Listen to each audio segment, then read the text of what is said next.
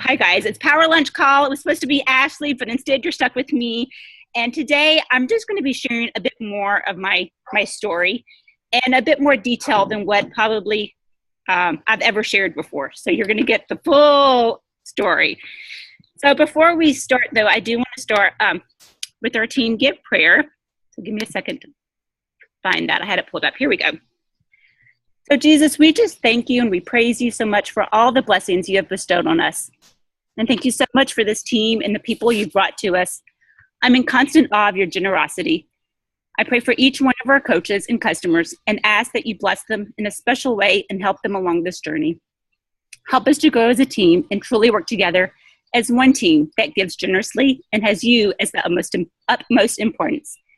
Without a doubt, with you as our focus and serving others, we will achieve the greatness you have called us to be. Thank you, Jesus. In your name we pray. Amen.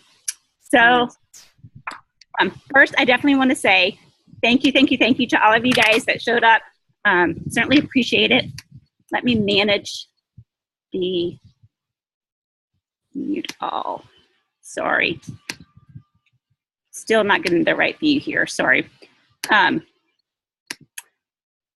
Oh, well, let me change it. So today, like I said, I wanted to share a bit more of my story. And my intention is really to be, and I briefly, really had no plan for what and how I'm going to share. But I did briefly, I took 5 minutes and kind of jotted down a few notes and stuff. And I want you guys to know that I'm sharing my full story today in the hopes to inspire so that you know that you're not alone in this and that we all have struggles. No matter who you are, you have struggles. And as you know more about each other, that helps build a better team, a closer family, right? A more of a united team.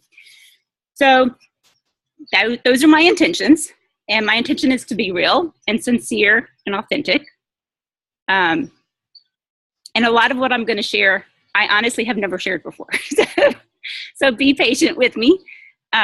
Say some prayers for me. Hopefully I won't start crying because a lot of it is hard to be real and be vulnerable. And I never want to come across also, and because I want to be real straightforward and you guys knowing that my intention for sharing is to inspire and never oh, poor Michelle or poor whatever, because we all, every single person on this call has struggles, and every single top coach, every single who is successful in this business has struggles and hasn't had it easy, okay? Because success does not come easy. Success takes work. And I'm also not here to scare you either.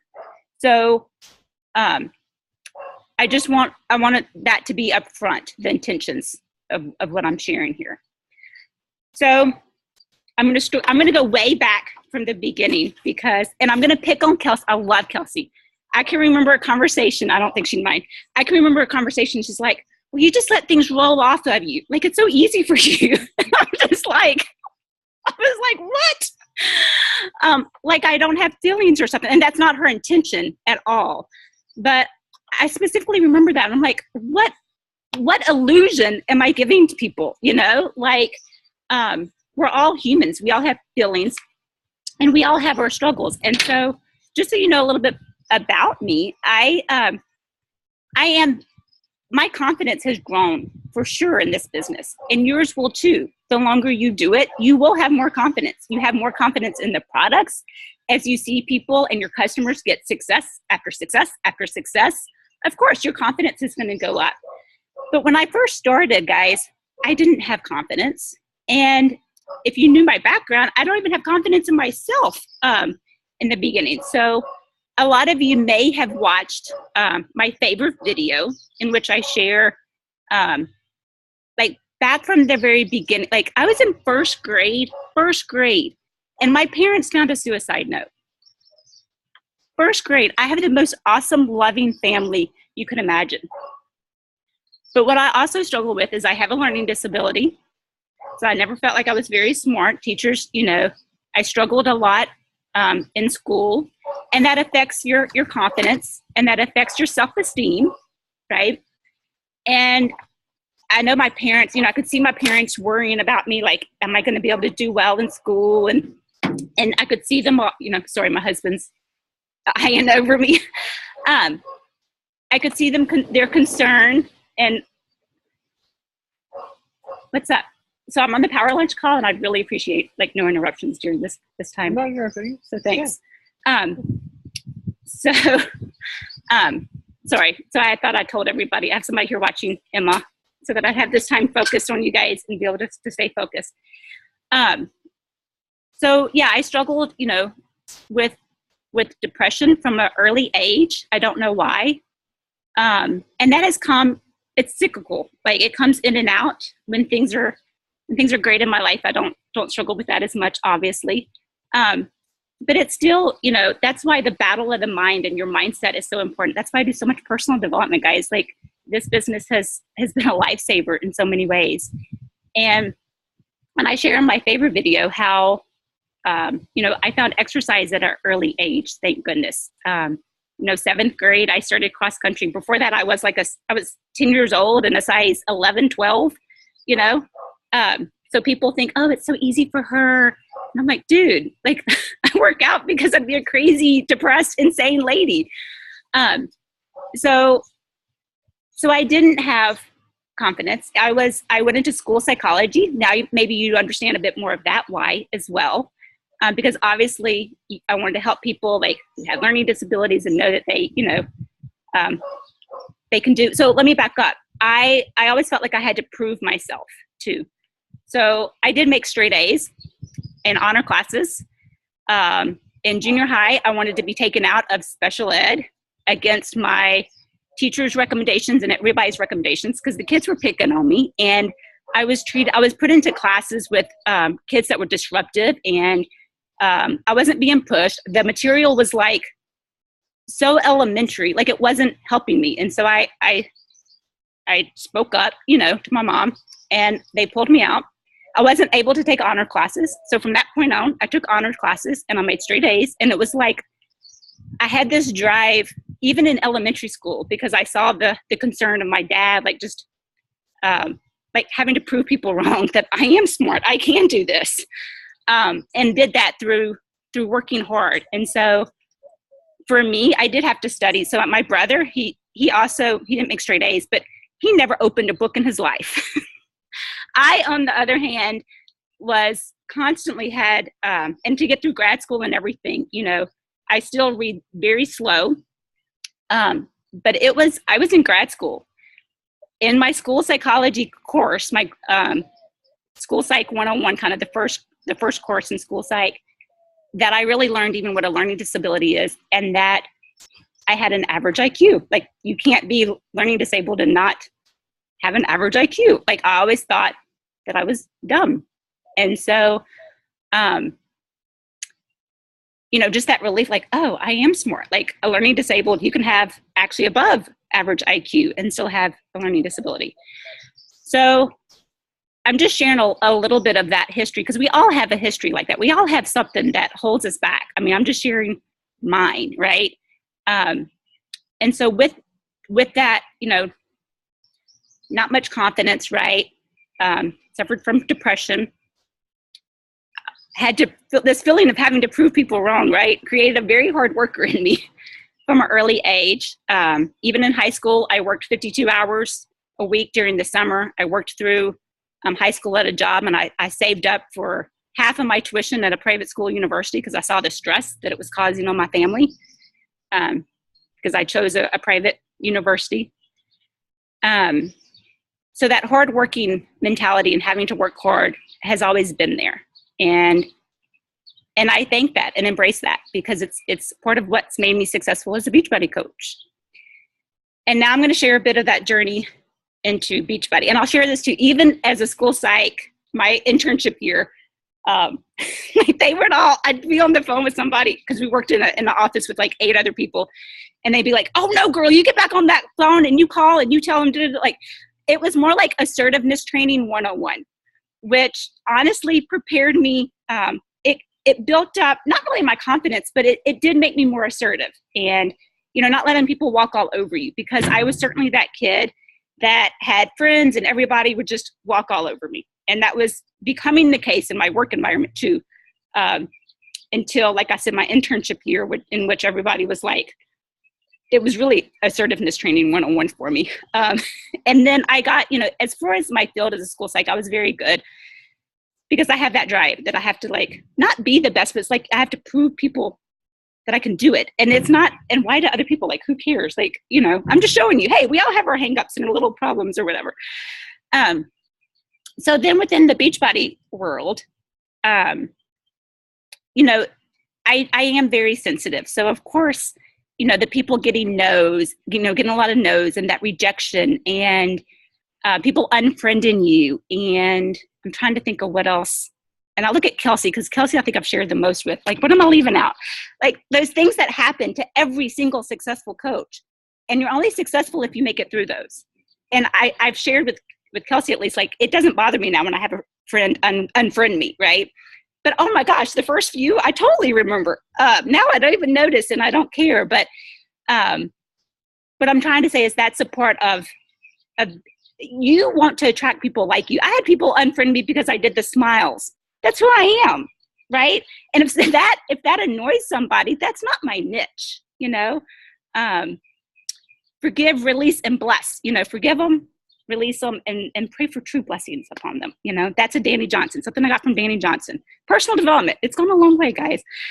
So now within the Beachbody world. So a lot of you know that I did sign up with a discount coach. She really wasn't saying she was a discount coach. She was somebody who was saying she was going to build the business and trying kind of to build the business. Reached out immediately to my upline. And of course, they did what anybody would do and tried to get me and my coach together, right, for a getting started right interview or something like that. That never really quite happened. And if anything, from the beginning, for some reason, I was kind of not belittled, and maybe it was my own perception, but belittled from my upline coach, meaning I can remember, because I immediately plugged in to whatever trainings I could find, which looking back probably offended my upline, but my upline didn't have any trainings. And thank God, and at the time, there wasn't much stuff on YouTube. There wasn't much stuff in the back office. There was no Coach Basics or much stuff like that. There was a few videos. And Doug Fitzgerald, guys, like, I can't thank and owe enough to him, if that makes sense, because he opened his trainings to everyone, which was not something that was being done at the time. Most people were very selective, and they didn't want to share what they were doing and their success. So Doug opened his trainings and his webinars up to everyone. And I plugged in there, and I plugged into any call I could find. And one of them was about, they don't even have the diamond pack anymore, but it would probably be about equivalent to that showcase pack that you can get now. But it included like 6 programs and like recovery, all the supplements. And it was, I think it was $500 if I remember. So it was a big, like, it included everything, coach product tools, like it was just a big pack. And the webinar talked about, if you're serious about this business, you can get one of those. You can sell the products. You need to be a product of the product, whatever. So when I signed up Brian, that's what I got. And when my upline, like, he was like, why did you get that? I mean, it was like he was offended because I was listening to, because I said, I was like, oh, I was listening to Blake. Like, he was offended. And that was the first conversation I had. So it was like, first conversation I had with my upline, I felt like, I was, I just did what I went out and did what I could, And so discount coach, I had an upline that was actually, let's see, I wrote the words down, and I want to, discount coach who said they were building a business, upline coach who found me a threat. I outperformed them every single month, and I became a threat unintentionally. That was never my intention. Hopefully, a lot of you guys are new. You don't know me, but that's not my, all I do, guys, we have so many amazing leaders on this team. And I hope that you know how amazing they are and that you never feel like I am belittling them or putting them down, because let me tell you guys, Kelsey, Tamara, Jessica, these girls, Kim, these girls are rock stars and they are leading you in the right direction. Trust them. I want them to see successful, and you should want your coaches in your downline to be successful.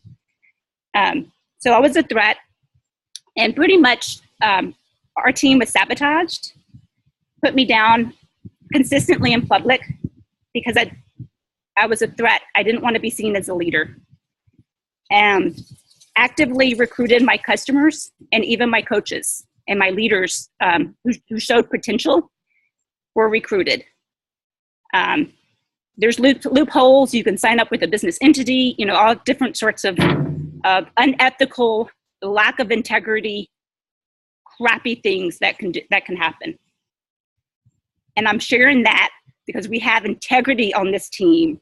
We have pride that despite all that crap, look at the amazing, beautiful women that we have on this team. And you can do it too.